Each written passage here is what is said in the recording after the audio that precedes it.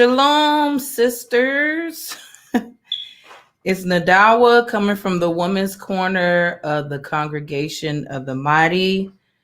Before we get started, I would love to give all praises to Yahawashi, Hamashiach, Yahawashi. Shalom, sis. Shalom. Sorry for the delay, but all praises to the Most High. I'm here right now to help edify, my sisters, and for us to just get this edification. So I want to say that this is part 2 of either you're a righteous princess or wicked witch. You choose. Shalom, sis. So part 1, we pretty much went over things that us sisters are involved in that are witchcraft that we may know, or we know that it possibly could be, and we're just to go over some of the things like crystals, burning candles, psychics, talking to the dead, anything that goes against the laws and commandments of the Most High, which is a rebellious spirit that is linked to witchcraft. So let me just go. Let's start with the first 4. So that's Colossians 3:17. And whatsoever ye do in word or deed, do all in the name of Hamashiach Yahawashi, giving thanks to our power and the Father by him. So pretty much that's just saying whatever you do in word or deed. If you're speaking words, let it be glory to Yahweh through Hamashiach Yahawashi. If you're doing deeds, any deeds whatsoever, do them through to Yahweh through Hamashiach Yahawashi. And that means like so instead of seeking other entities or crystals or carrying around a rose quartz because you want to feel the love today, instead of just carrying around your Bible and praying that morning that everything goes well, you know what I mean? So anything you do in word or deed, let it be, for them. Then I'm going to go to Isaiah 1:3. The ox knoweth his owner, and the ass his master's crib, but Israel doeth not know, Salakia, my people doeth not consider. So we as women do not consider that the Most High either look at us as a righteous princess or an rebellious witch. So we just got to take those things in consideration because, when it comes to scriptures, what you don't know can hurt you at times, So we got to know who we are. Like, it sounds bad, but it's true. We as women, we as Israelite women that's following the law and commandments to our best ability, we're here. Okay. The women that's not doing that in the Most High eyes is, down there. He's an enemy of the Most High. He's a witch. She's a witch. So if we know what kind of pedestal that the Most High has us on, we would know that we just need to seek him. And as long as we seek him, we're good. I'll move on now to Hosea 4:6. My people are destroyed for lack of knowledge. Because thou hast rejected knowledge, I will also reject thee, that thou shalt not be priest to me, seeing that thou hast forgotten the law of thy power, God, Yahweh. I will also forget thy children. So us as sisters, we are destroyed. Shalom, sis. We are destroyed because we lack the knowledge to know that some of the things that we're involved in puts us at the table of devils and this table of the Most High as well, and that can't go. There's no lukewarm here. And And if we don't know that we should seek him first, then we seek all over all these other type of entities, and then our children are forgotten because, like we read in the, like we brought out in the first video, we saw what happened to Saul when he went to a familiar spirit. His children died because of that, and he killed himself and his arm bearer. So we gotta just take that in consideration. But here's a precept for Hosea 4:6 that we brought out last time, and I'm gonna bring it out again as well. And it's in 1 Samuel 15:23. For rebellion is as the sin of witchcraft. So their rebellion is as the sin of witchcraft, and stubbornness is as iniquity and idolatry. Because thou hast rejected the word of the Most High, he have also rejected thee from being king. So like I said last time, some sisters are like, what, they were talking about Saul, they say he's going to reject him for being king. No, that applies to all of us, because if you go to 24, this is why that came to be. This is why witchcraft period is equals to rebellion. So 24, and Saul said unto Samuel, I have sinned, for I have transgressed the commandments of the Most High. So that's what witchcraft is, and being being rebellious is because you rejected the commandments of the Most High. You transgressed against them.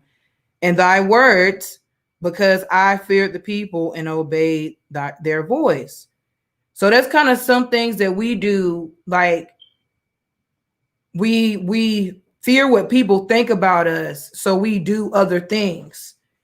And then you obey the voice of your people. Like when you go to like celebrate birthday parties, or you just kind of, dibby around on them pagan holidays, when you're hanging around people that the Most High says clearly in scripture, if they're not of the Most High, stay away from them, then you are showing that you're rebelling against his word, and that makes you, that's right, a witch. So we need to be very careful of those things. All right, let's go to Baruch 4:1. This is the book of the commandments of our power, God, Yahweh, and the law that endureth forever. All that keep it shall come to life, but such as leave it shall die. So these are the books. This is our book. It's our book of commandments. They separated, but it's one book. Okay. And we have to do them, not today, not while we're young, not while we're old, not while we're sick, not just on the Sabbath or high holy days, but forever. Okay? And if you keep them, you'll come to life. And I'm telling you, that's true. You will come to life. But if you leave them, you will die. And like I always say, it may not be a physical death, but a spiritual death is just as bad. Is bad. So I'm going to bring out a precept for that. And that's in Sirach 24. I'm going to do 22:23. He that obeyeth me shall never be confounded, and they that work by me shall not do amiss. Salakia.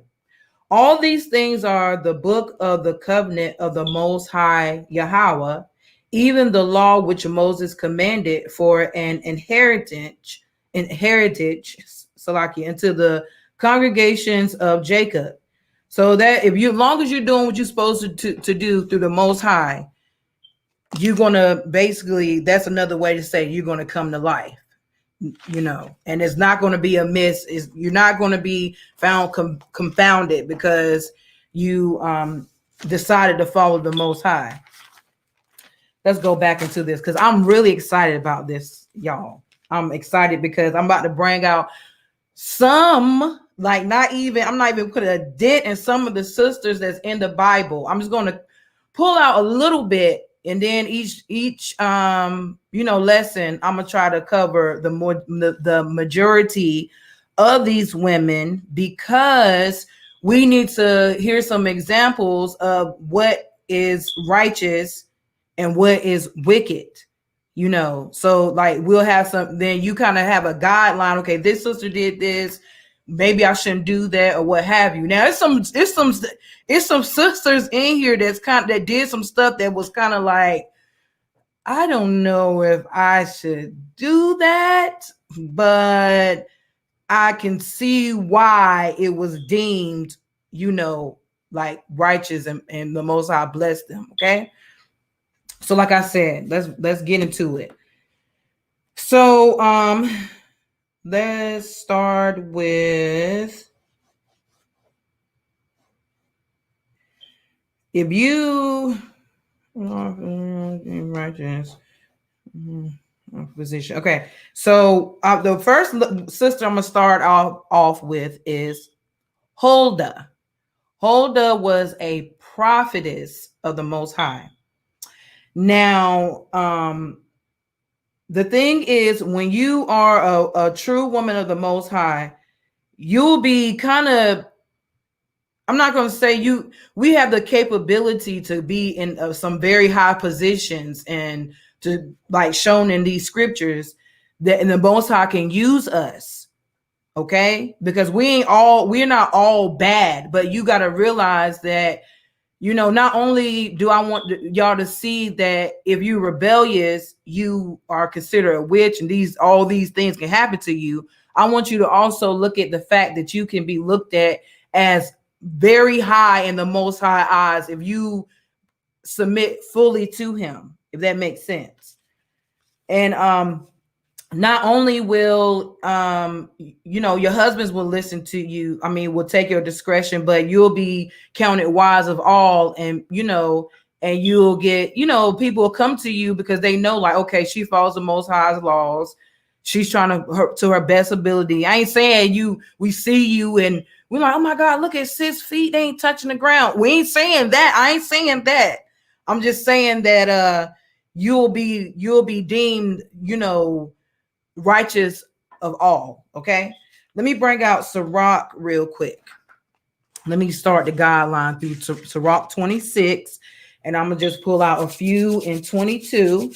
Okay, so this is like, verses, the wicked versus the righteous woman, pretty much. So 22, and harlot shall be accounted as spittle. It just went in hard already. If you a harlot, that's another way of saying if you a hoe, okay, you not only probably will be producing spittle from your mouth a lot, you're also counted as spittle.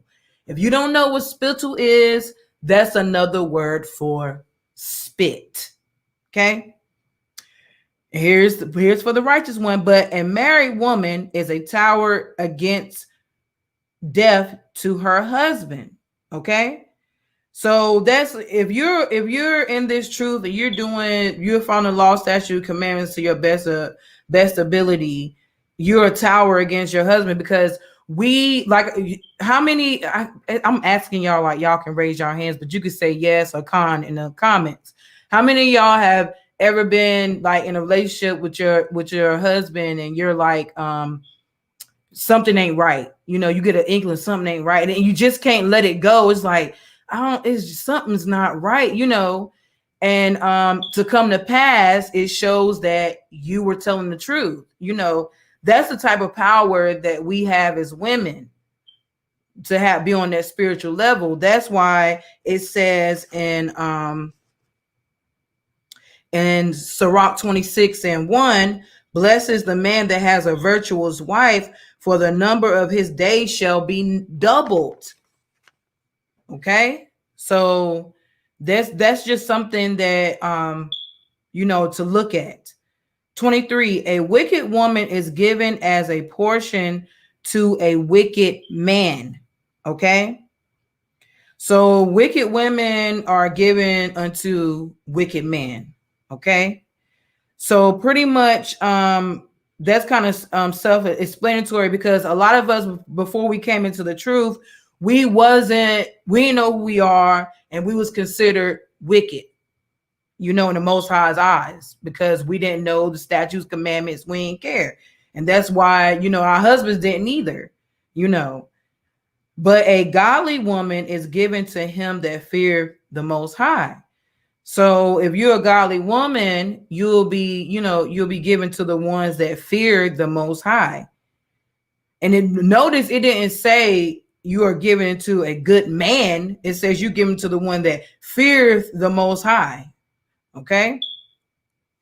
24, a dishonest woman contemneth shame. So shame is like unrepented, right? Loud. I'ma tell these niggas what it is. You know how us females, it can be out there. I hate to be like, I have to do it like that, but that's what really happens out there. And then let me see. Shall be counted. A shameless woman shall be counted as a dog. That is, and you know what a female dog is, right? Is a beep. But she that is shamefaced will fear the Lord. So shamefaced is repented. Okay. If you a woman that's shamefaced, like is a different way we carry ourselves. Like if you want to find a shamefaced woman, if you are a congregation, call hey sis, come up here. A shamefaced woman gonna be like, it's gonna be like, okay, why? But a woman don't get, okay, me, okay. It's a difference. It's a difference. It's like they care a lot more about just kind of staying in the back, if that makes sense, I guess. Right? I hope that makes sense. Okay. Now 26, a woman that honoreth her husband shall be judged wise of all. So a woman that honoreth her husband will be judged wise of all. That is, and that's true. Because if you don't honor your husband and you're just, you acting crazy, and everybody's gonna be like, that mug, I don't know, she even, us, how us Israelites talk about, when you around that woman that's not honorable. But she that dishonoreth him, and her pride shall be counted ungodly of all. That's just what that's just, it ain't really no much more to dig into that. But I can guarantee you, I can tell you this right now, that I've seen women that are like that. When I first came into the truth, I was like that. Like it was, my husband, he'll ask, be like, hey, can you go get something for me? And I'll be like, what's your is, and I'm looking, I'm being like what they call petty.com. I'm looking at his feet like, he's like, what you looking at my feet for? They didn't look broke. So I'm trying to figure out why you're asking me to go get this. That's how terrible I was in the beginning of the truth. I'm not proud of it. I'm ashamed, but it is no need for me coming up here and talking to y'all if I'm not going to tell you the truth about how I learned how to get through this. But yeah. So, and if you're you see how it's like this way or that way with the Most High. It's no in between. That's why you're either a wicked witch or a righteous princess. Okay, let's get into Huldah now. Let me see. And now if you want to follow me, we're gonna start into 2 Kings. And I'm gonna tell you right now, before we even get started, Salakia, if I call out the wrong names. I mean, if my name game in Israel ain't like, as sharp as it need to be, because these names is kind of, They get thick. But let me give you a little background on Huldah. She was a prophetess that spoke directly to the Most High, and the Most High spoke through her. And how she came about in the Bible is after Hilkiah, he's a high priest in the days of Josiah, King Josiah, found the book of the law while cleaning. Some people say he was renovating the Solomon's temple. And they believe the book that he found was like the book that, like the laws of Moses. And he took the book to King Josiah.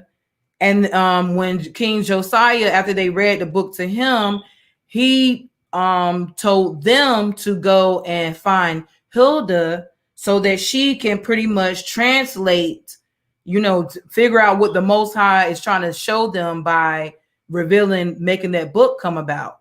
So I'm going to start at 2 Kings. I'm going to do 22 and 13. Let's start there.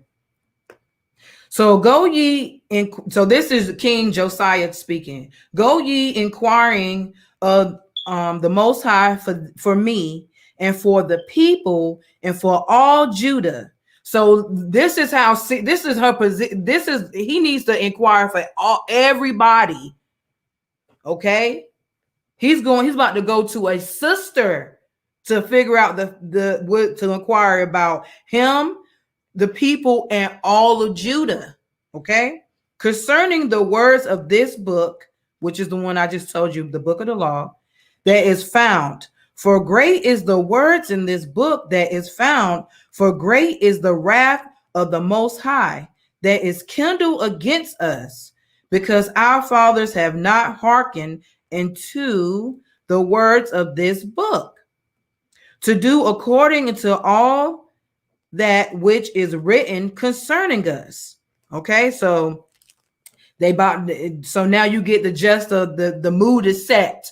They're like, King Josiah is like, y'all go and we need to find out what's the fate of all of us. Okay, so this is what they do. So Hilkiah the priest and Achim, hold up. Let me see, because I wrote down the pronunciations because I'm not playing. Achim, Akbor, and Shaphan and Eshian went into Huldah the prophetess. Okay.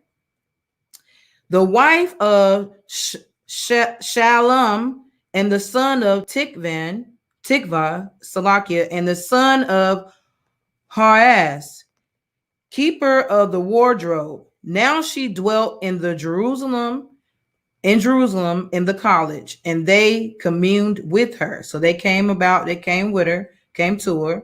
15. And she said unto them, thus said the Most High. And she said unto them, okay, thus said the Most High Yahweh of Israel, tell the man that sent you to me. Thus said the Most High, behold, I will bring evil upon this place and upon the inhabitants thereof, even all the words of the book which the king of Judah have read, because they have forsaken me and have burnt incense unto other gods, they might provoke me to anger with all the works of their hands. Therefore my wrath shall be kindled against this place and shall not be quenched. But to the king of Judah, which sent you to inquire of the Most High, thus shall ye say to him, thus said the Lord Yahweh of Israel, as touching the words which thou hast heard, because thine heart was tender, and thou hast humbled thyself before the Most High, when thou hearest what I spake against this place, and against the inhabitants thereof, that they should become a desolation and a curse, and has rent thy clothes and wept before me. I also have heard thee, said the Most High. Behold, therefore, I will gather thee unto thy fathers, and thou shalt be gathered unto thy grave in peace, and thy eyes shall not see all the evil which I will bring upon this place. And they brought the king word again. So this is what just happened. The Most High just spoke through her. Okay. And she's pretty much saying, she's telling them like, he about to destroy this place because y'all been worshiping other gods. They pretty much went away from the ways of the law, statutes, and commandments. But when King Josiah heard about, when he read it, he pretty much cried down, cried to the Most High, saying, and the Most High saying he heard him. And because you showed and you ripped your clothes pretty much. I mean, he was just, it put it like this: the day that you found out that everything you was doing up to the point of that moment was a sin, and you've been serving the wrong God, and everything you've done, that moment, how you felt, he felt like that. But it was probably worse because he's a leader, So the Most High was pretty much telling King Josiah, like, if you, because he did that, then he'll have a peaceful death, and he don't even have to see what's about to happen to this place. So she was pretty much telling them, go back and tell the king, what was being said. Now, I don't know about y'all sisters, but when I read this verse right here, these verses, it really did something to me, because I'm like, wait a minute, if you really submit yourself all the way to the Most High, our powers are endless, and he will speak directly to us. Not only that, when I looked through scriptures concerning other women of the Bible that was righteous, the Most High came to them, or an angel came to them, or if they was doing something that the Most High needed them to do, he came to them. Like when we brought out Hagar, she ran out after Sarah. It sounded like, I ain't gonna say she beat her up, but she dealt with her harshly, and she ran. And because she had a seed of the chosen, he told her to go back, But I have a feeling that if she won't involve like that, she would have never even had that type of experience, But so now that was just that's just showing pretty much the prophecy, how the Most High used her. Now we're going into, when you remember we said the women of the Most High, he would take our discretion. I mean, if you're a woman of the Most High, your husband take your discretion, and if you honor him, you're counted godly of all, And with her, this is how you know that they honor what she was saying, because it's sad that if she wasn't doing what she's supposed to do, if she would have came and said that, King Josiah would have been like, no, she lying, man. I don't know, because it don't make no sense. I mean, he didn't give a spirit to the woman. You know what I'm saying? Why would he tell you that? Why he ain't tell Hilkiah that this? Why he telling you? But this is what happened. This is what happens when you get proper. When a woman of the Most High is speaking to you, and she's prophesying something to you. This is what happens. 23. I'm gonna start at 1. I'm gonna go to 3. And the king sent, and they gathered unto him all the elders of Judah and of Jerusalem. And the king went up into the house of the Most High, and all the men of Judah and all the inhabitants of Jerusalem with him, and the priests and the prophets and all the people, both small and great. So he gathered everybody together, and he read in their ears all the words of the book of the covenant, which was found in the house of the Most High. And the king stood by a pillar and made a covenant before the Most High to walk after the Most High and keep his commandments and his testimonies and his statutes with all their heart and with all their soul, to perform the words of this covenant that were written in this book. And all the people stood to the covenant. And you can go on a lot more with that. But you see, when you are dealing with a true woman of the Most High, she can turn your ways. That's what I'm saying. That's an example of a righteous princess. That she turns the way of her husband. She turns the way of her brethren. She turns the way of her other sisters towards the Most High. That's powerful.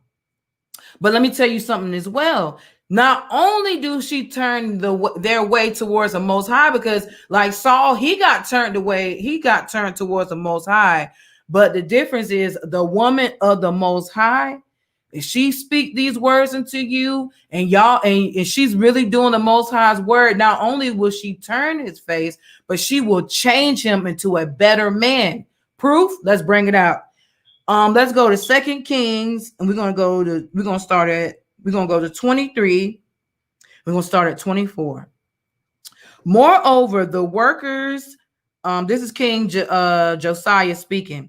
Moreover, the workers with familiar spirits and the wizards and the images and the idols and all the abominations that were spied in the land of Judah and in Jerusalem did Josiah put away, that he might perform the words of the law which was written in the book that Hilkiah the priest found in the house of the Most High. He turned away from the wicked ways. You see, all that stuff that we was talking about in the first one was deemed wicked. 25. This is what a woman of the Most High, if she prophesying around you, can do. And like unto him was there no king before him, talking about King Josiah, that turned to the Most High with all his heart and with all his soul and with all his might, according to all the law of Moses, neither after him arose there any like him. All praises to the Most High. That's the power, sis, that we have. You can't get that from no crystal. You can't get that from burning candles. You can't get that having a rebellious spirit, that which is anything that turns away from the Most High, which leads back to being a witch. You can't do that. Now, the difference between, because you remember the last woman we brought out that had what they call a familiar spirit, like the woman of Endor, right? That Saul reached out to. Now I was just writing it down, and the woman of Endor, if you like if you abbreviate it, is WOE. Whoa. That I was like, wow, the Most High is, he's good with these things right here.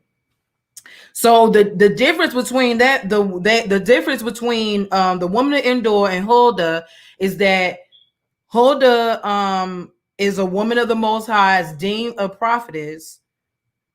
This woman of Endor, she's just like, she's not, we don't know her legacy. We don't know who she came from. We know who her husband is.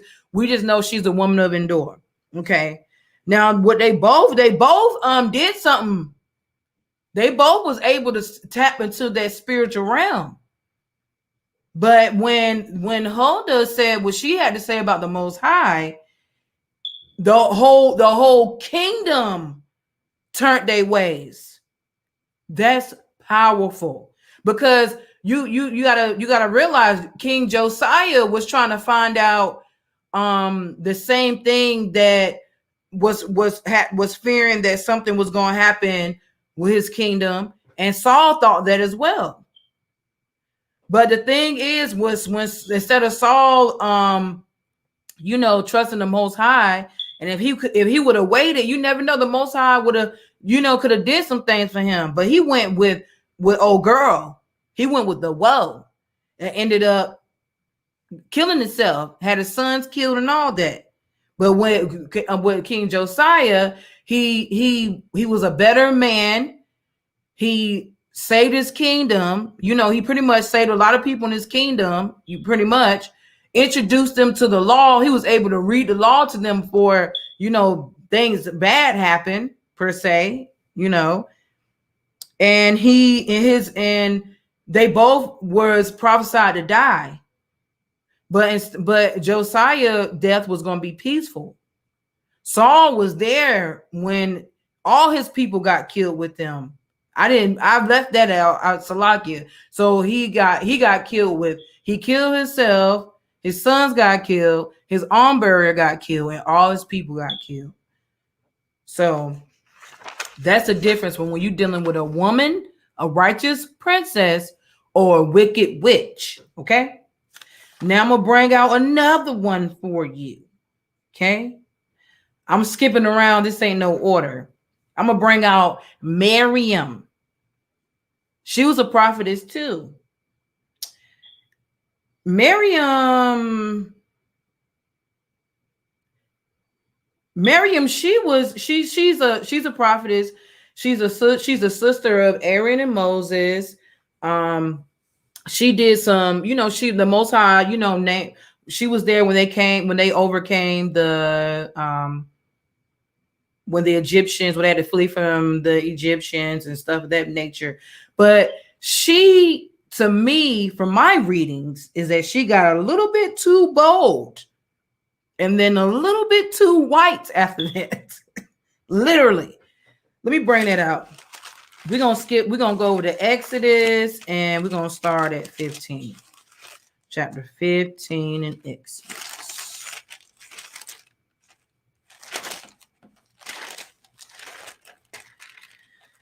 Okay, so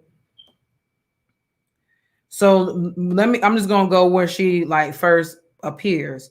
So she watched Moses' basket to make sure that he, when he was, going through the rivers or what have you, after they, was supposed to kill all the firstborn men. So that's in Exodus 2 and 4. And then Salakia. Oh, Exodus 2 and 4. I'll bring that out first. So pretty much she was introduced there, but no, she wasn't mentioned by name. And later on in the chapter, it's talking about Miriam. So Exodus 2:4, and that is, and his sister stood afar off to wit what would be done to him. So she watched Moses. So that was a righteous thing to do. And she led songs and going into after the victory with the Red Sea. Let's bring that out in Exodus 15, 20, 21.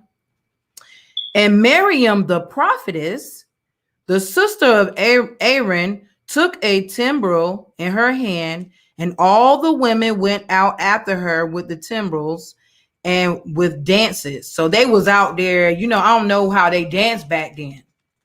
I'm not really sure, but they probably danced like how we dance now. How, not like, she, I don't know. She probably could have grabbed a timbrel, been doing a robot. You never know. And Miriam answered them, "Sing ye to the Lord, to the Most High, for he have triumphed gloriously. The horse and his rider have he thrown into the sea." So she was leading the women. Come on, women, let's sing. Let's sing. Yes, he blessed us. So the women was behind her too. Yeah, go, Miriam. Go, Miriam. Because they us, okay? You don't think we was over there like, holy, we try. No, that we was over there like, go, Mary. She probably was freestyling everything. Those we step to the sea, you see, So it was, she led the women and danced to praise the Most High. She sung them. She said, sing a song to the Most High. She didn't say, sing a song on all them niggas she didn't say that. That's the difference between a prophetess and a wicked woman. A wicked woman would have been, it ain't no telling what that mother would have probably gave every man out there a lap dance, you know. But she was like, come on, sisters, let's sing. So, okay. But wait. Then our sweet Miriam got bold. Let's go over the numbers. Because when I read this at first, I was like, oh, I can give, you know, one of my daughters that Hebrew name. But after I read numbers, I was like, you know, I'm gonna chill. We're gonna find something else, because I don't like the way that she did the stuff that she was supposed to do. I just changed my mind. But I'm gonna start at Numbers 12, and I'm gonna start at 1. So all right. And Miriam and Aaron spake against Moses because of the Ethiopian woman who he had married, for he had married an Ethiopian woman. So the Ethiopian woman was like, I have my, you know, this day, an African woman. You know what I'm saying? And she was speaking again. Why you married? You know how we like us. Like, why you married that woman? I can't believe you know, man. I just seen her eat doo-doo, you know, she was playing with them cows and stuff. You know, the Hamites, they was into stuff that was different. So she was probably going in. And then I'm gonna skip down to hold on. No, I'm gonna keep going too. And they said, have the Most High indeed spoken only by Moses? Have he not spoken also by us? And the Lord heard it? Hold on. No, let me Salakia. And okay, so she said, and they said, have the Lord indeed spoken only by Moses? Have he not spoken also by us? So he's like super, they're super going in. But guess what? The Most High heard it. Now, this is why this is a problem. 3, now the man Moses was very meek above all men which were upon the face of the earth. So in the Most High's eyes, he was above everybody. Okay? 4, and the Lord spake suddenly unto Moses and unto Aaron and unto Miriam. Hold up, girl. Come out, ye 3, unto the tabernacles of the congregation. So he was like, come on up out of there. Come here. Come on in here. And they 3 came out. And this is when it gets real. And the Most High came down in the pillar of the cloud. To me, that sounds like a UFO, because that's how they like pretty much translated those types of things, but what we call a UFO right now. So he came down in a pillar of a cloud and stood in the door of the tabernacle and called Aaron and Miriam, and they both came forth. Like, okay, what's this about? You know? And he said, hear now my words. If there be a prophet among you, I, the Most High, will make myself known unto him in a vision, and will speak unto him in a dream. My servant Moses is not so, who is faithful in all mine house. With him will I speak mouth to mouth, even apparently, and not in dark speeches. So he ain't gonna be speaking in dark, you know, speeches and just, you know, like you know, I don't think that you should do, you know what I'm talking about. And the similitude of the Most High shall be, behold, wherefore then were ye not afraid to speak against my servant Moses? So they spoke against him, the man of the Most High. And this is what happens when you speak against the man of the Most High. And the anger of the Most High was kindled against them, and he departed. And the cloud departed off the tabernacle. So he went back up, he left. And behold, Miriam became leprous, white as snow. remember I told you that she got white, literally, okay?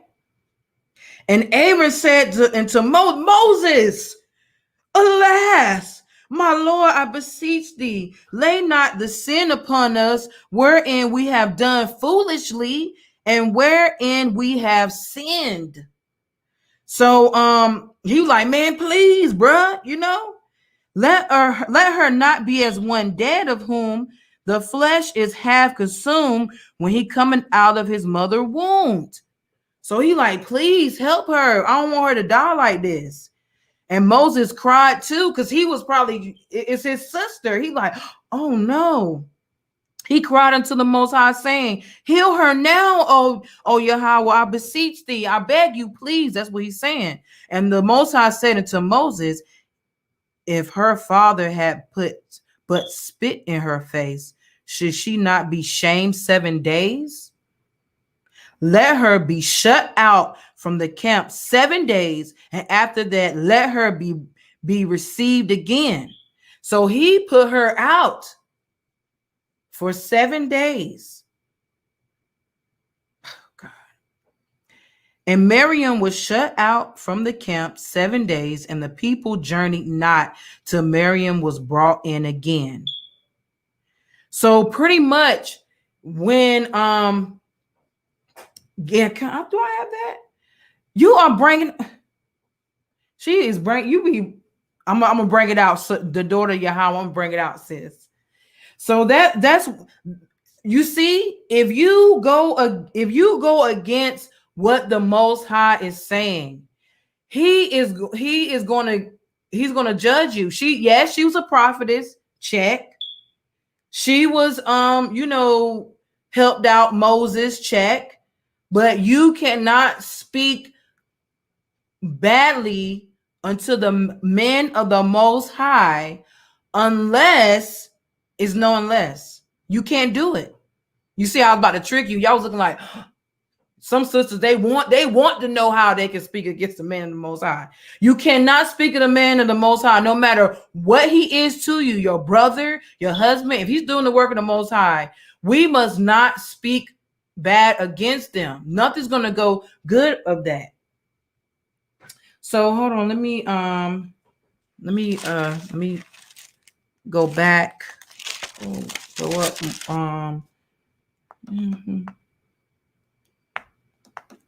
Because she was mentioned like how she was brought out of Israel as well.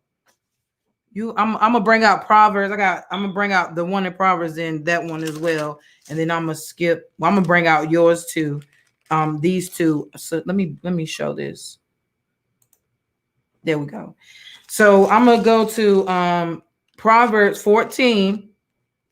And I'm gonna go to 9. Fools make a mock at sin, but among the righteous there is favor.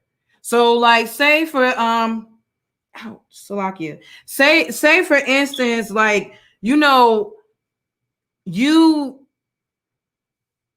mocking sin, that's pretty much what I'm not clear. And then if it was sinful for him to take the Egyptian woman, but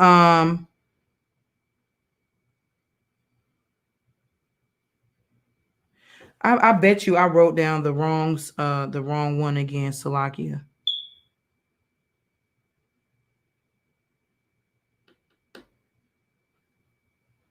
Hold on.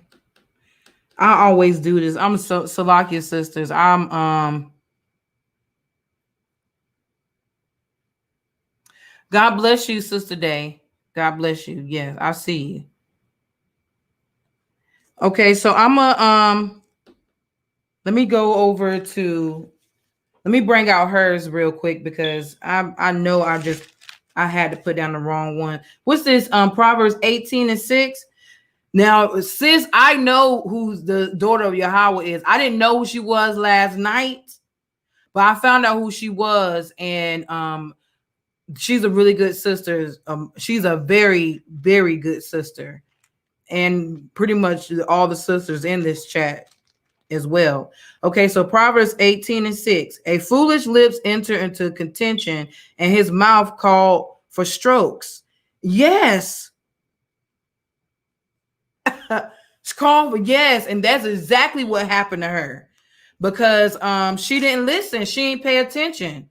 You know, I mean, she just her lips. That's why I brought this out to show that you can still be a prophetess, but if you slip with your lips, if you put up here in the Most High's eyes and you slip with your lips, He gonna bring you down, and He gonna fix it so that everybody see, and not that you can hold it. That she held up everybody for a whole week. So let me bring out Proverbs 21 and 23 really quick as well. Whoso keepeth his mouth and his tongue keepeth his soul from troubles. Con. Because the water to you, sis. All praises to the Most High. Those are really good edifications, because it's true. She opened up her mouth and she cursed herself. I don't know how let me see something. Now, I'm live, so this is what happens when you go live. You make some mistakes, you know?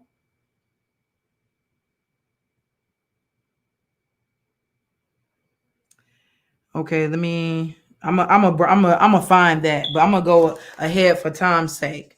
Let's go to Sirach 23 and 7. Okay. Hear, O ye children, the discipline of the mouth. He that keepeth it shall never be taken in his lips. That's what happened to her. That's exactly what happened to Miriam. She ran her mouth. She didn't listen. I mean, she ran her mouth. I don't know. I'm gonna give her the benefit of the doubt. Maybe she thought that was her brother and she could say these things. Maybe that's what happened, you know. But at the end of the day, it should teach us that if you see a brother on Facebook, on any type of social media, don't correct him. You don't know how the Most High deal with him. You don't know how the Most High look at him. Do not correct your brethren, because you can get judged. Because nobody's gonna look at you and be like, oh wow, she really told that brother off. It's gonna be like, why they ain't even really, you know, it's not our place to do that. That's why she got white. She turned to a white girl, sick one. And Aaron, ain't nothing really happened to him. So we got to learn our place. You know? So at that moment, she became a witch. Let's go and so we brought that out. Okay. Let me go a little deeper. Let's go a little bit deeper into this rebellious spirit, okay? Now, let's just think, sisters. If Pharaoh's daughter would have listened to Pharaoh, do you think Moses would be here and destroy her people? The things that make you go, So let me bring that out. So Exodus, we're gonna start at Exodus 1 and 22.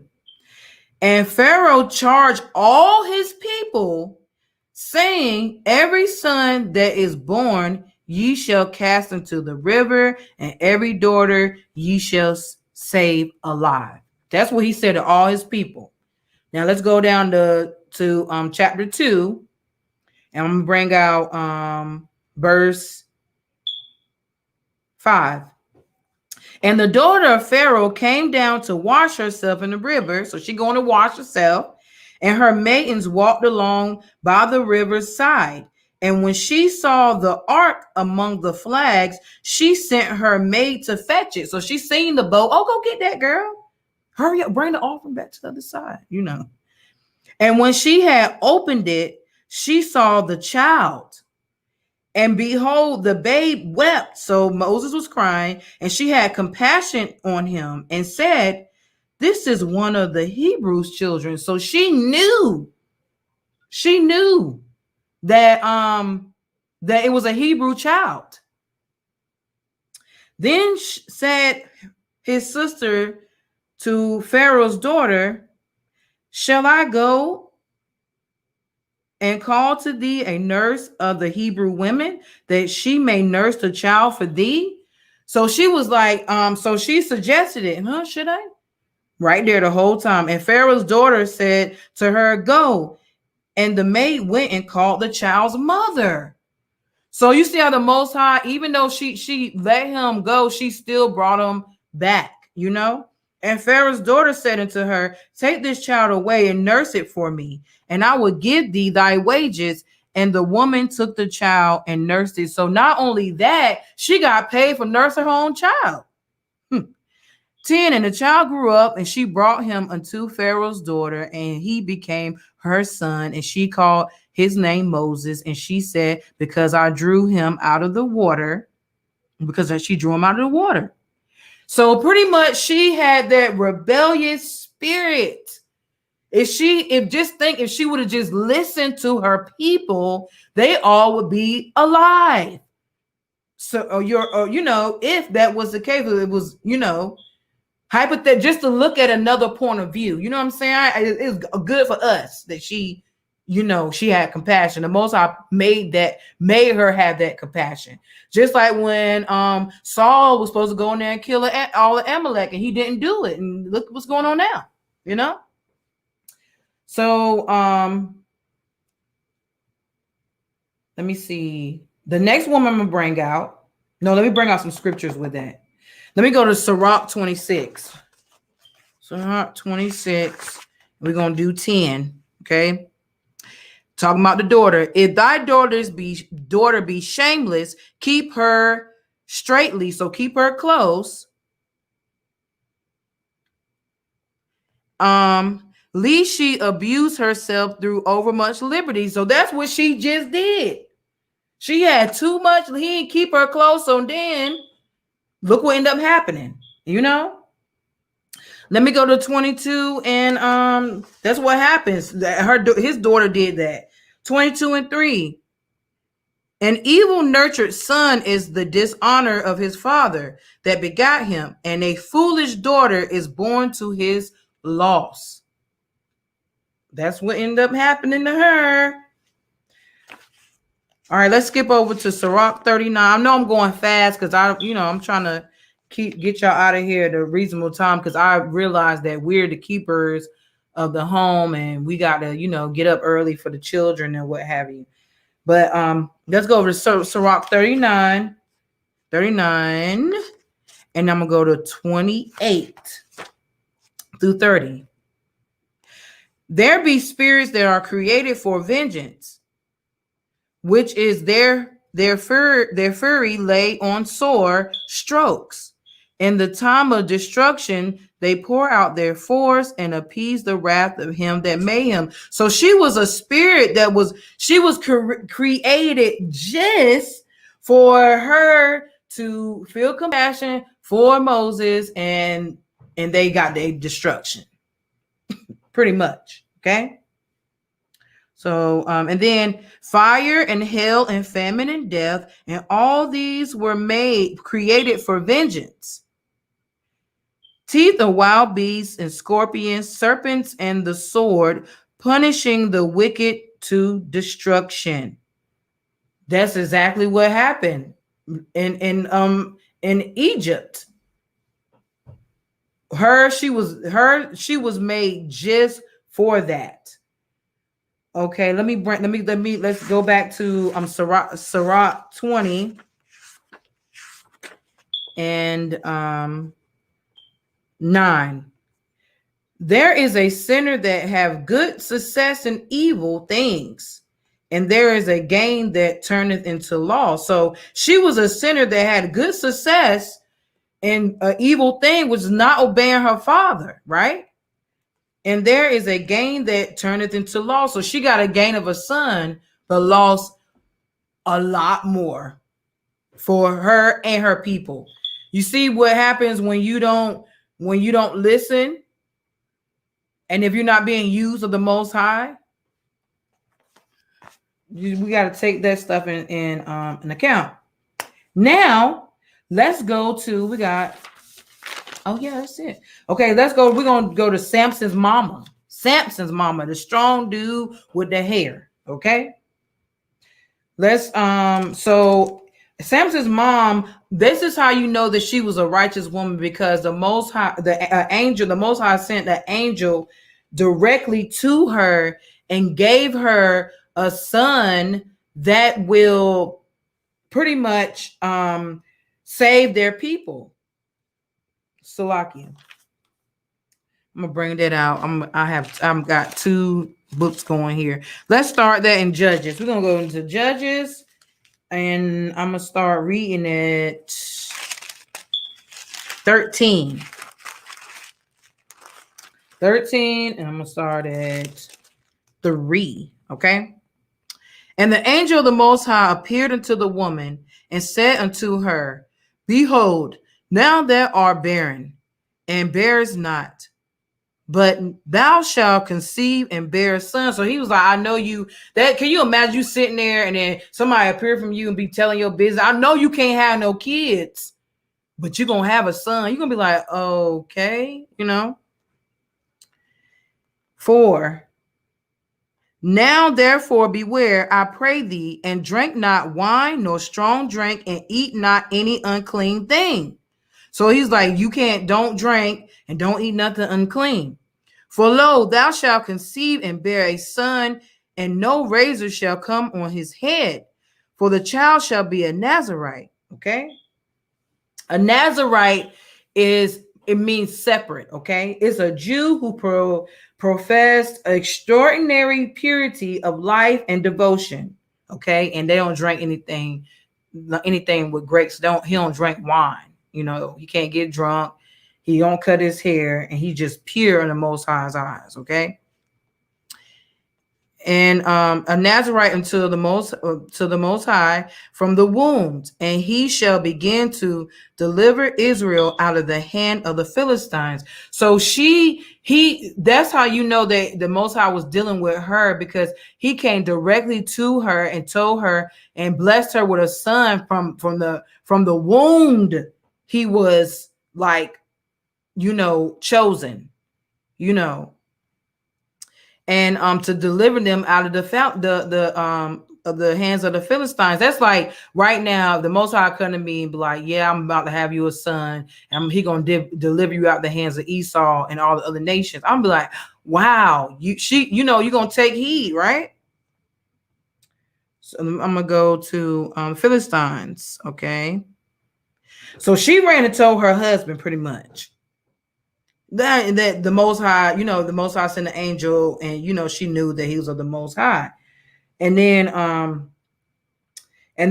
so her husband pretty much prayed to the Most High, asked, can you send that angel again?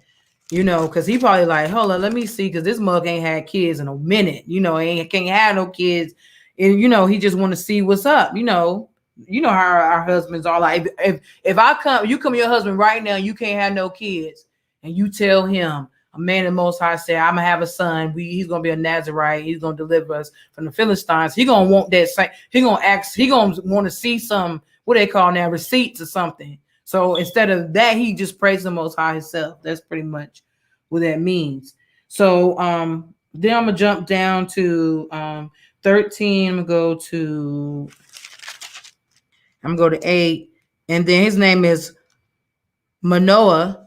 So then Manoah entreated to the Lord and said, "O my Lord, let the man of our power which thou didst send come again unto us, and teach us what we shall do unto the child that shall be born." And the Most High hearkened to the voice of Manoah, and the angel of Yahweh came again unto the woman, and she sat in the field. But Manoah, her husband, was not with her. So he came again to her. Okay. And the woman made haste and ran. So she took off like, oh, and she just took off running and showed her husband and said unto him, behold, the man have appeared unto me that came unto me the other day. And Manoah arose and went after his wife and came to the man and said unto him, art thou the man that spakest unto the woman? And he said, I am. And Manoah said, now let thy words come to pass. How shall we order the child, and how shall we do unto him? And the angel of the Most High said unto Manoah, of all that I said unto the woman, let her beware.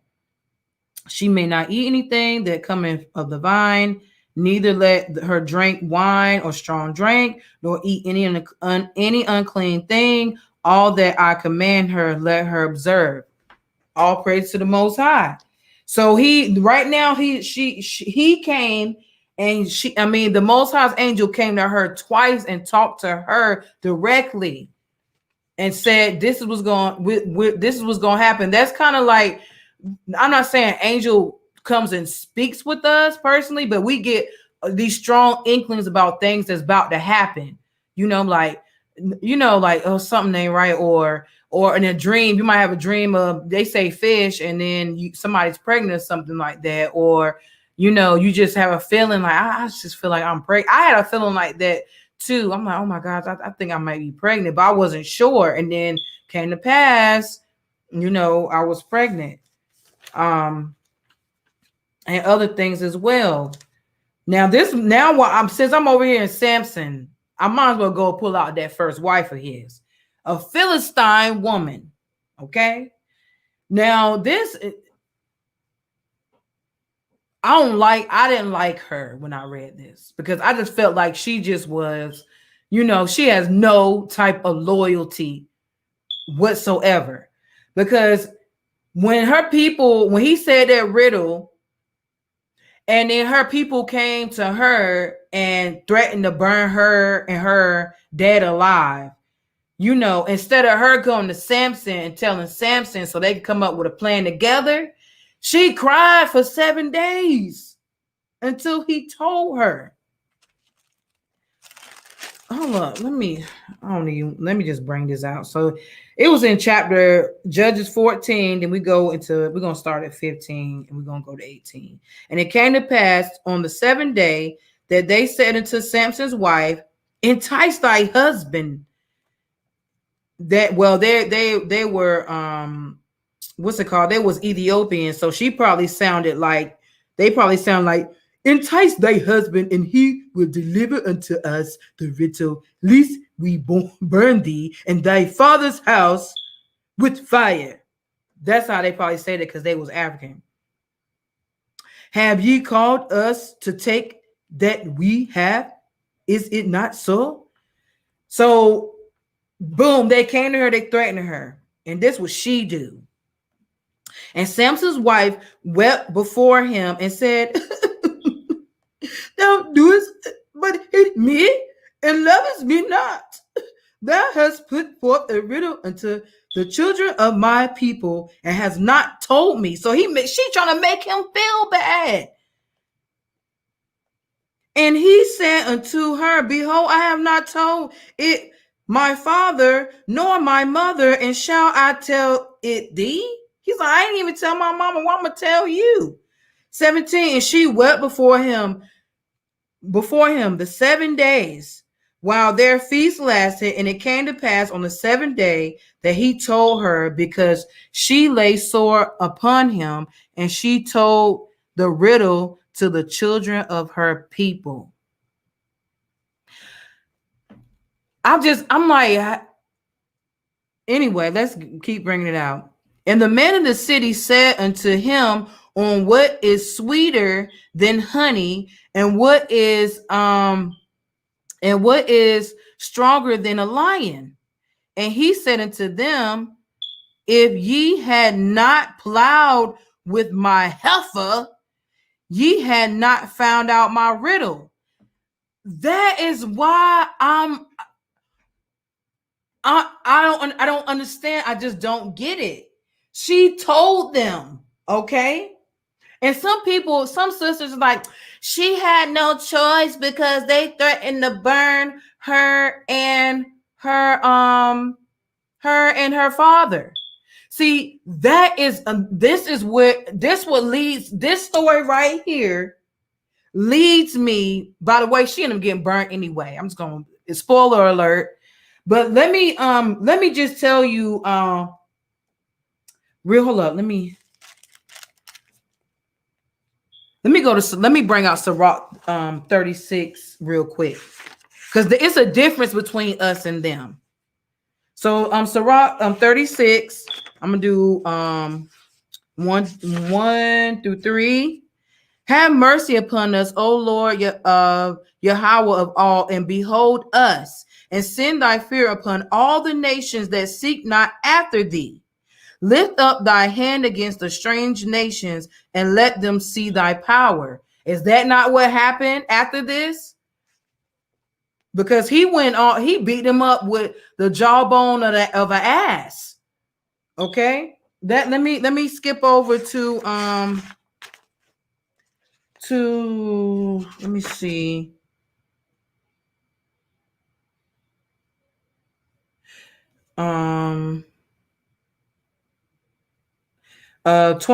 Sirach 39, and I'm just bring out 24 and 25. As his ways are plain unto the holy, so the plain unto the holy.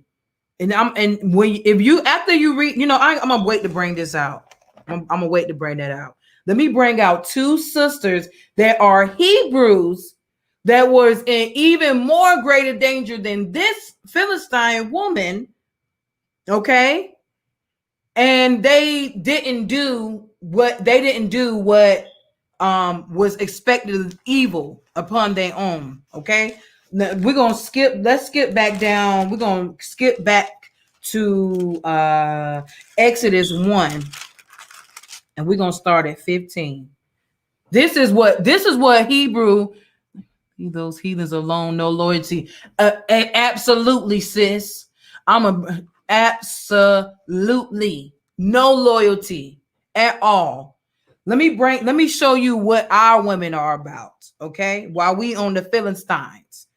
So Exodus 1, and then we're going to start at 15. And the king of Egypt spake to the Hebrew midwives, to our people, of which the name of the one was Shifra, and the name of the other was Pua. And he said, when ye do the office of midwife to the Hebrew women. So he's telling her, when you deliver the Hebrew women and see them upon the stools, if it be a son, then ye shall kill him. But if it be a daughter, then she shall live. So he's asking her to kill she's a Hebrew. She wants her to kill the Hebrew boys, little babies of her people. But the midwives feared the Most High, Yahweh, and did not as the king of Egypt commanded them, but saved the man children alive. And the king of Egypt called for the midwives and said unto them, why have ye done this thing and have saved the man children alive? And this is the difference right here. She says it for us, sisters. And the midwives said unto Pharaoh, because the Hebrew women are not as the Egyptian women. The Egyptian women, they are cousins of the Philistines, just to let you know. They're family. They're the same customs. For they are lively and are delivered the midwives come into them. Okay. Therefore, because they did this, they trusted the Most High. Okay. Therefore, the Yahweh dealt well with the midwives, and the people multiplied and waxed very mighty. And it came to pass, because the midwives feared Yahweh, and he made them houses. That's the difference between us and the women back then. Now, right now, I don't know what they'll do. Right now, I don't know I don't know about what the most of the sisters would do because times has changed. But back then, they was not, and their danger was greater than hers.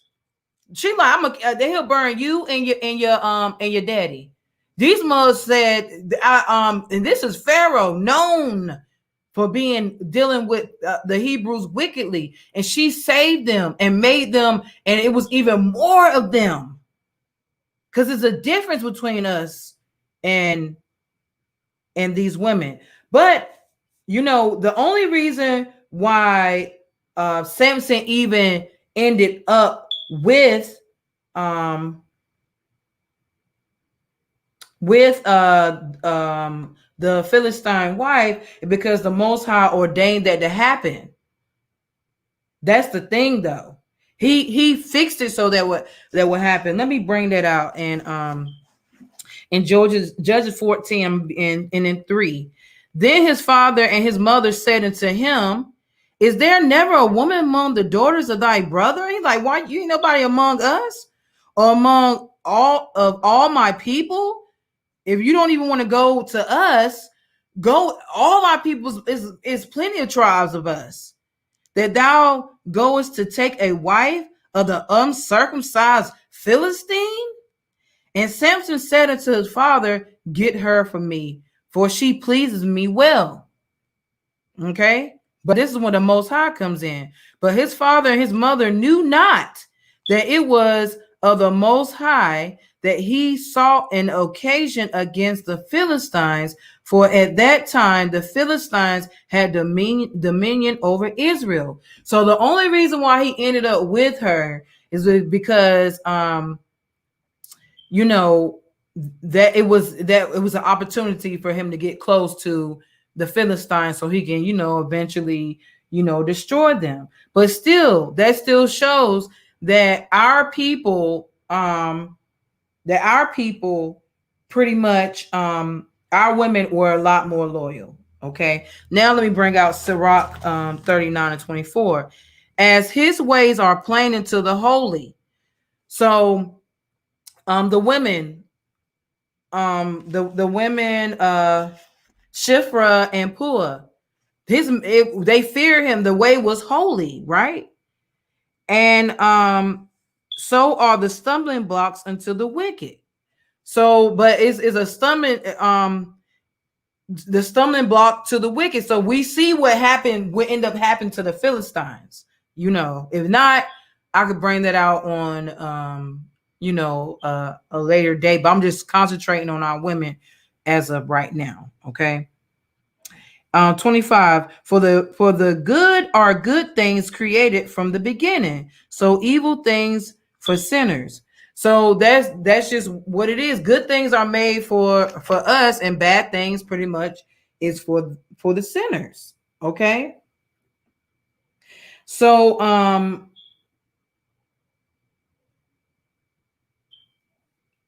it was just sad how us sisters had to how we put ourselves in a sister of the Most High we'll put ourselves in danger, in harm's way, to protect our people.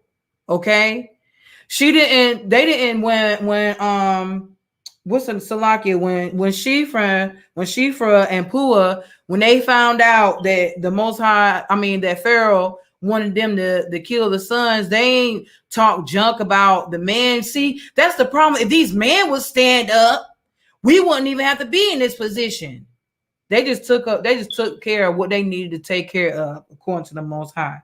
And that's what I'm saying. Like a wicked woman, a witch, okay, a witch is so powerful. Like a woman like this, the Most High don't even want us the man to even, if he ends up marrying a woman like this, he's supposed to divorce her. Let me bring that out. Sirach 34. Salakia. Wait. I always do. So it's Salakia. It's Sirach 25 And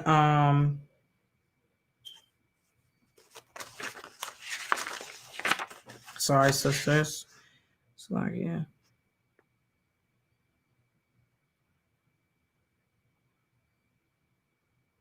Okay, let's bring out 25 and 26.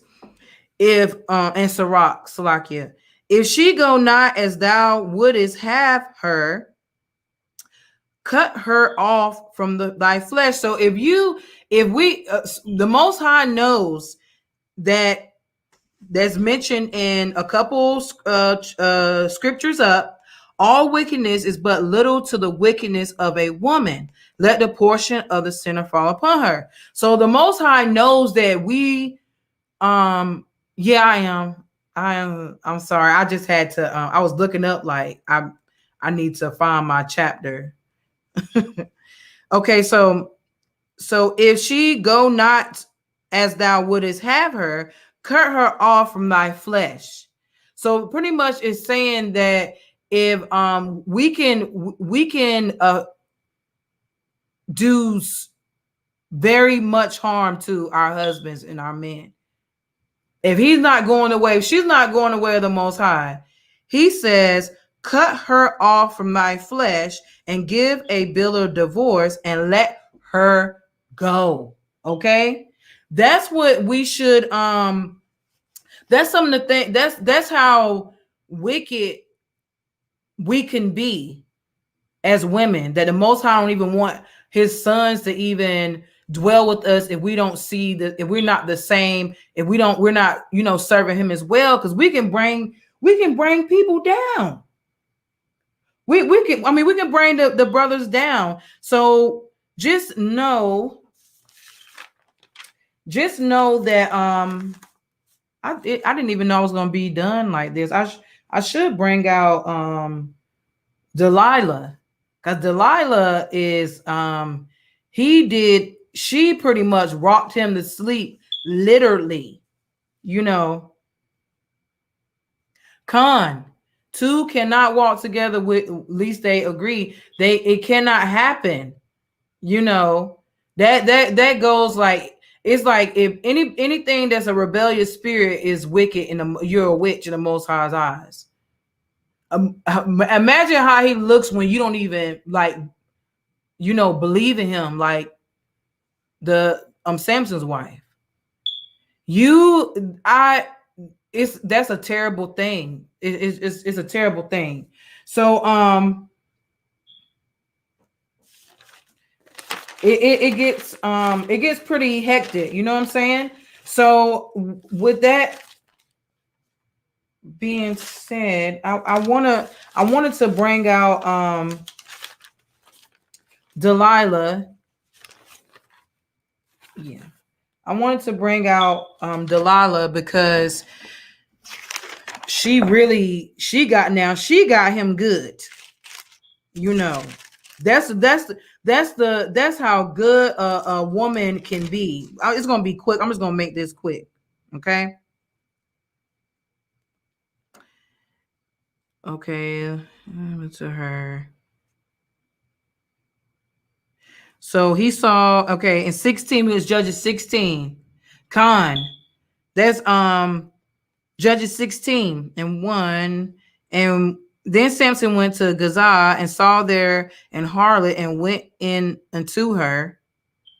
That means he had sex with her. I'm just gonna say that, okay? And it was told that Gazaites, saying, Samson is come here, and they compassed him in and laid wait for him all night in the gate of the city, and were quiet all the night, saying, in the morning, when it is day, we shall kill him. Okay, so that's what. So he's there. They're waiting to kill him. Then let's skip the 4. And it came to pass afterwards that he loved a woman in the valley of Sorek, whose name was Delilah. Ain't that that's like a cute name? But did you know they think that she was like a Philistine as well, because where she lived, but Delilah was a Hebrew name, so it's not really clear who she was, but the way that she carried herself, I'm just say that she couldn't have been an Israelite. And the lords of the Philistines came unto her, and that's how you know, because they felt comfortable coming to her, the Philistines, and said unto her, entice him, and see wherein his great strength lieth, and by what means we may prevail against him, that we may bind him to afflict him, and we will give thee every one of us 1,100 pieces of silver. So that's a lot of money back then. And Samson said unto her, if they bind me with 7, hold up, Salakia. So, and silver, 6. And Delilah said to Samson, tell me, I pray thee, wherein thy great strength lieth, and wherewith thou mightest be bound to afflict thee. So she went immediately. Salakia, we ain't claiming Delilah. No, we're not doing that. No, ma'am. So she asked him that 11,000 silver. She came up there and she probably was seductive. She probably was like, tell me, I pray thee, wherein thy strength lieth. Trying to be seductive. And she might have been him, so she could have been like, tell me, I pray thee, wherein thy strength lieth. 7. And Samson said unto her, if thou bind me with 7 green whips that were never dry, then shall I be weak, and I be as another man. So that's pretty much like a bow, like them string they use for the bow and arrow. It's like that. So, and then the lords of the Philistines brought up to her 7 green whips, which had never been dry, and she bound him. So she really just went and got that. See, this story, this is what makes me get kind of like upset a little bit, because I'm like, Samson, you should come on, brother. But that shows how a wicked woman can blind a righteous man.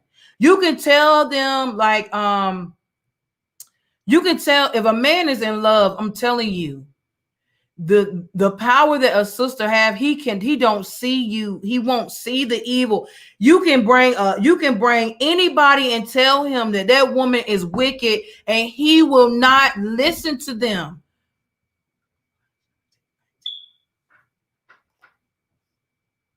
Khan.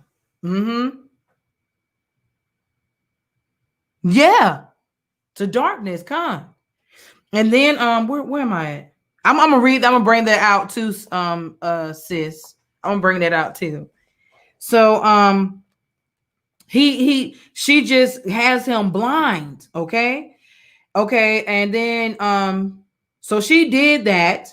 Now there were men lying await, abiding with her in the chamber. So they was kind of waiting on outside chamber. She couldn't, and he couldn't see them. And she said unto him, the Philistines be upon thee, Samson.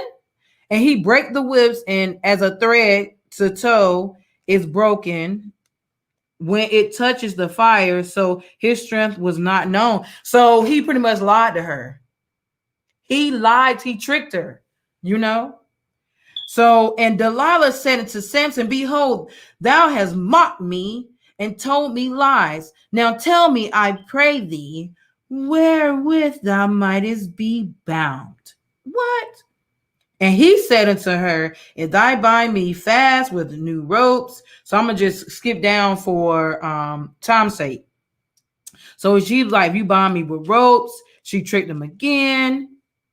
And then she got mad after that, because she tricked him. 13. And Delilah said unto Samson, hereto thou hast mocked me and told me lies. Tell me wherewith thou mightest be bound. And he said unto her, if thou wivest up 7 locks of my head with a web. And she did it. And then the Philistines be upon thee. And she waited till he fell asleep.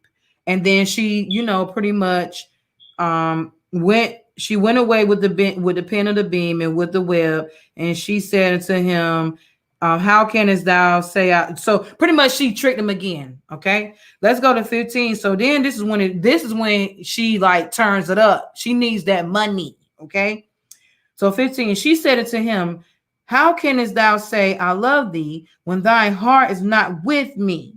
Thou hast mocked me these 3 times and has not told me wherein thy great strength lies. So she's still trying to make him feel bad. Okay. And it came to pass when she pressed him daily with her words and urged him, so that his soul was vexed unto death. So she got on his last nerve. Please tell me. You know, he like, darn. That he told her all his heart, which is his mind. I hate reading this part. And said unto her, there have not come a razor upon my head, for I have been a Nazarite unto Yahweh from my mother's womb. If I be shaven, then my strength will go from me, and I shall become weak and be like any other man. Gosh.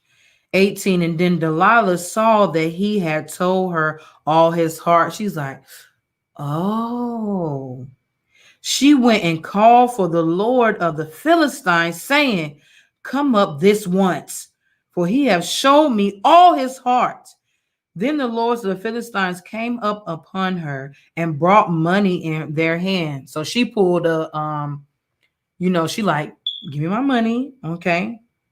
And she made him sleep upon her knees. Evil.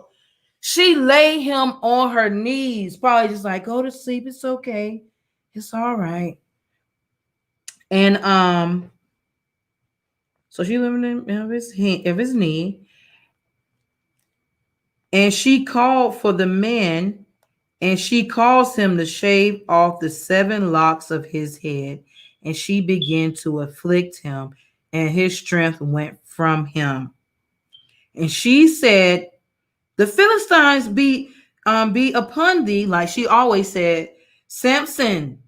And he woke out of his sleep and said, I will go out as at other times before and shake myself.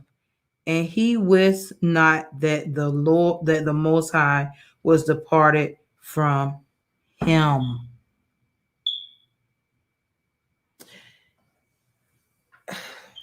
I'm gonna bring out sis scripture real quick, because this was like so sad and disgusting. I have mixed feelings about this per se. So Sirach 25:17, the wickedness of a woman changes her face and darkens her countenance like sackcloth. That's true.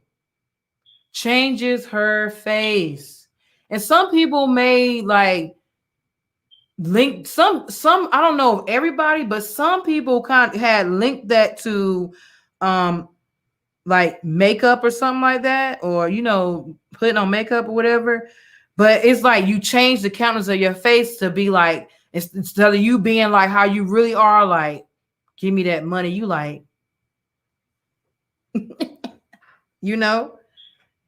and darken her countenance like sackcloth. So her countenance is a person's inside and outside. The countenance, like their swag per se. So and they darkened it.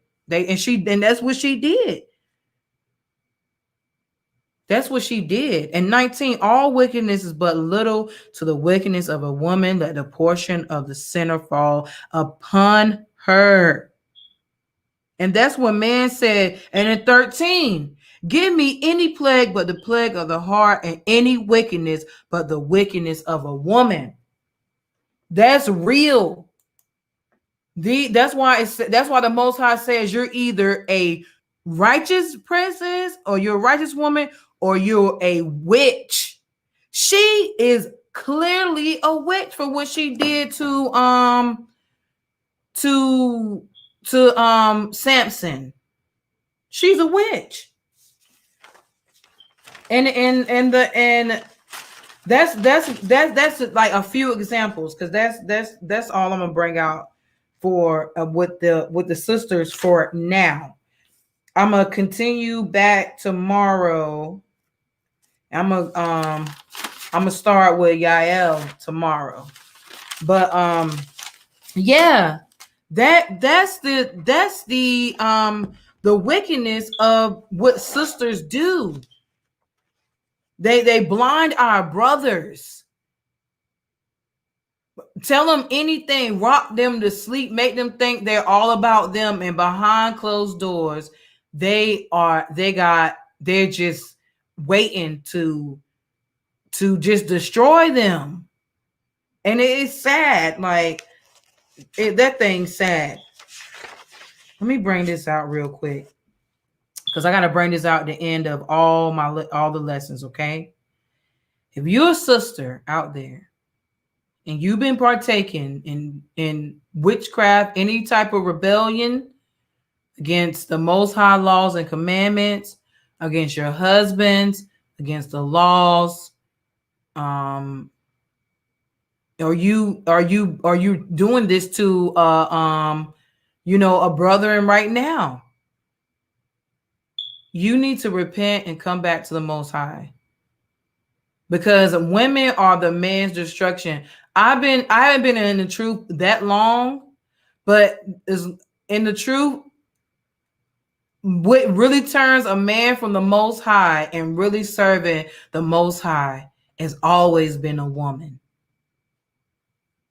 It's always been a woman. That's how you know the difference between a witch in the Most High eyes or a righteous woman in the Most High eyes. Because a woman of the Most High, she's going to try her best to bring her husband and keep her husband in this truth. If she's a wicked woman, she would do everything to pull him away from this truth. And you should be ashamed of yourself if you're a woman like that, and know that the Most High looks at you like a witch. Okay? I'm sorry, I'm not trying to come in. I'm not trying to be rude and disrespectful to my sisters, but it is what it is. Us duties as being a righteous sister, you're supposed to have your husband. If you're a sister that don't have a husband, then you need to continue to go to camp, keep going to the house of the Most High. You know what? And I'm gonna bring this out really quick. When I say this is quick, this is really, really quick. Okay, this one is called Anna. Okay, Anna was looked at as a prophetess as well. But the thing with Anna is that's in Luke 2, and we're gonna bring out 36. And there was one Anna, a prophetess, the daughter of Panuel of the tribe of Asher. And she was of a great age, and had lived with an husband 7 years from her virginity. And she was a widow of about 84 years. So she like 84, which departed not from the temple, but served Yahweh with fasting and prayers night and day. And she cometh in that instant, gave thanks likewise unto the Most High, and spake of him to all them that looked for redemption in Jerusalem. See? Oh my, that she didn't have no husband. She was a widow. Her husband they was married from her virginity for 7 years, and he died, and she's 84 now, still going to the temple and still praying to the Most High. So if you don't have a husband, you still go to the Most High, pray to the Most High. And I know I don't want to call I don't want to name it. I don't want to name a sister. I don't want to name her because put her business out there. But I know a sister right now that's a widow, and she goes to every time I went and seen her. She's always in camp. She's always helping, and she's always like, around the brothers, trying to help them, with food, serving, she's really good. Like she tries her best. She works with the Most High. That's what it's all about. That's what it's all about. So it ain't no excuses for us. You should spend your time and uplift the brothers. Be a princess, help them, whatever. Don't be a wicked prince, a wicked witch going on boards, cussing out the man, fussing out the man, creating the man, and most of all, and don't have that spirit of when you pulling your husband from the truth. That vexed my spirit so much. That's a shame when you got a righteous brother that's in the truth doing what he's supposed to do, and you got he's with a witch, pulls him from the Most High instead of pulling him towards the towards the Most High and the truth. Shame. It's a shame, shame, shame. I ain't even put up my repentance. My repentant verse because I'm mad. We need to do better as women.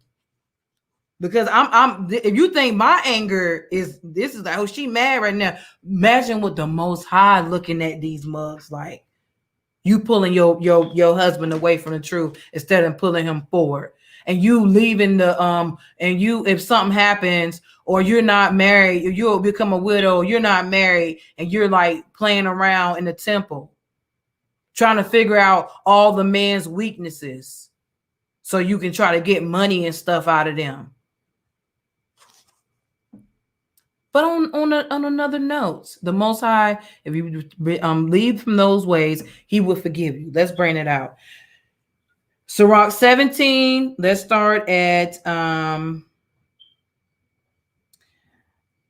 let's go. I'm going to just start at 19. Therefore, all their works are as the sun before him, and his eyes are continually upon their ways. So he sees everything that we do all the time, every day. None of their unrighteous deeds are hid from him, but all their sins are before the Most High. So even if you not doing it, if your mind is not in it, he sees it. But the Lord, being gracious and knowing his workmanship, neither left nor forsook them, but spared them. And he spared a lot of us. He did.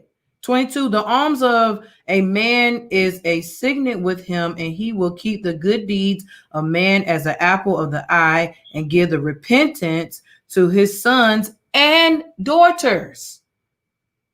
Afterwards, he will rise up and reward them and render their recompense upon their heads. Because this is what you need to do. But unto them that repent, he grant them return and comfort those that fell in patience.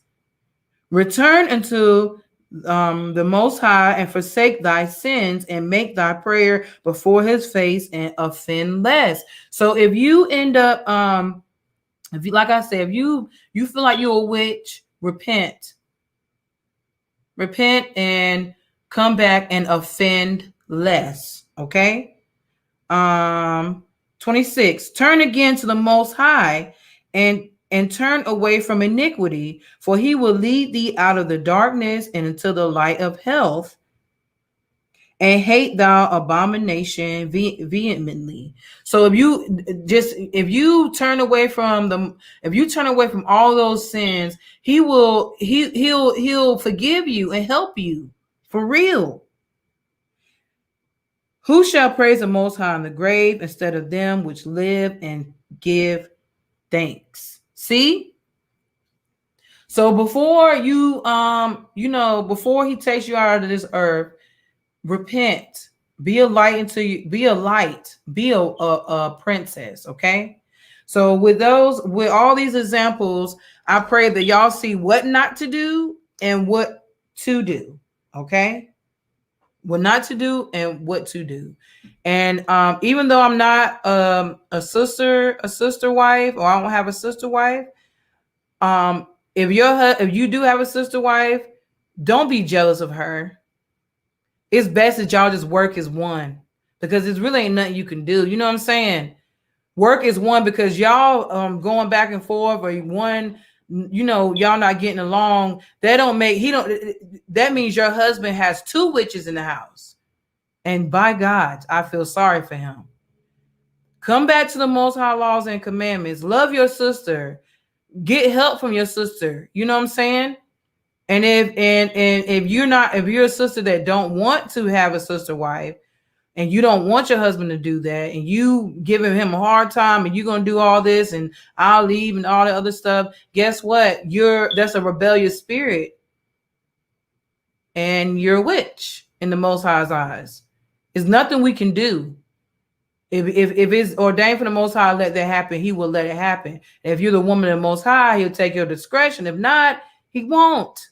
So let's just take that. I just had to put that out there, because that deals a lot with a rebellious spirit too. We're all sisters. So let's just, let's get along. I love y'all. And this is gonna be deep, but Salakia, very necessary. This is very necessary, so we can examine ourselves every day. When you, at the end of every day before you go to sleep, examine what you did that day.